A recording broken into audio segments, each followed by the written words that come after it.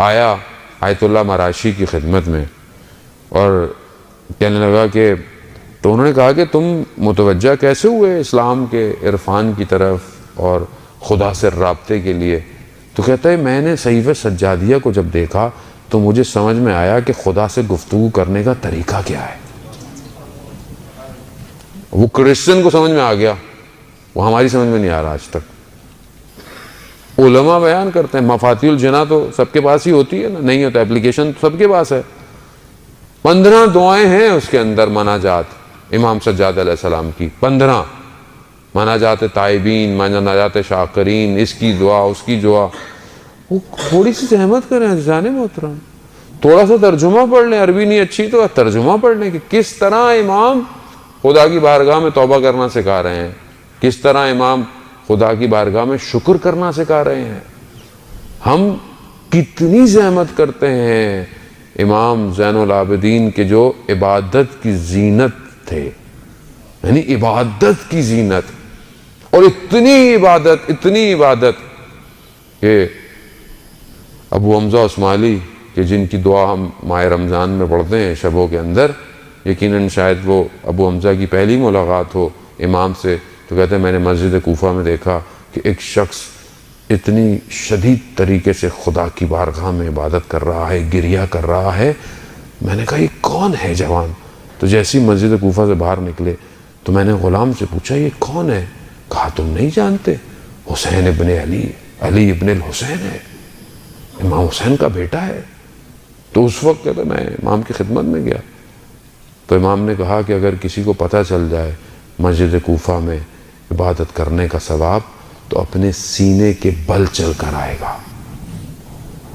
عبادت اتنی شدید عبادت کہ راوی بیان کرتا ہے کہ گھر میں آگ لگ گئی، شور مچ گیا، مگر امام نے اپنی عبادت کو ترک نہیں کیا، سجدوں سے سر نہیں اٹھایا۔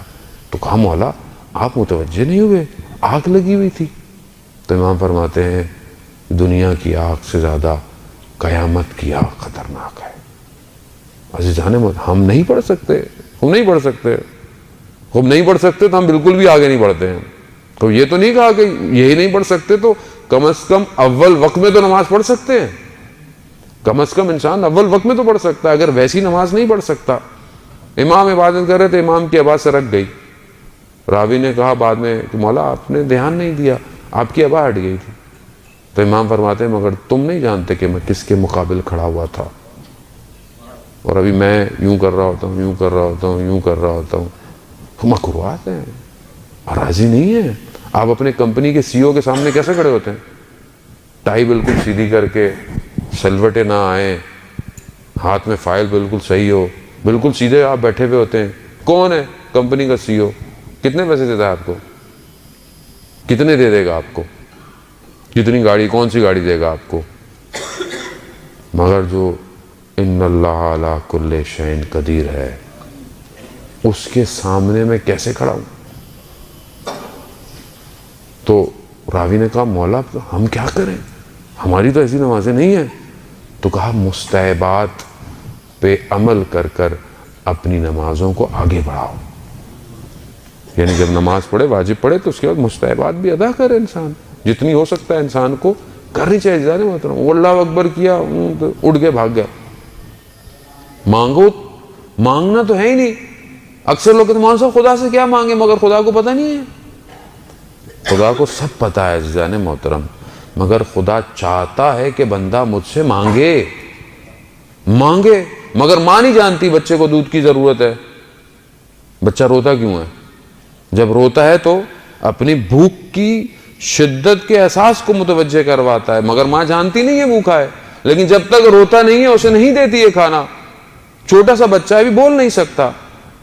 عزیزان محترم ہم بھی ایسے ہی ہیں، خدا جانتا ہے، مگر خدا جب قرآن میں خود کہہ رہا ہے ادعونی استجب لکم، مانگو میں مستجاب کروں گا۔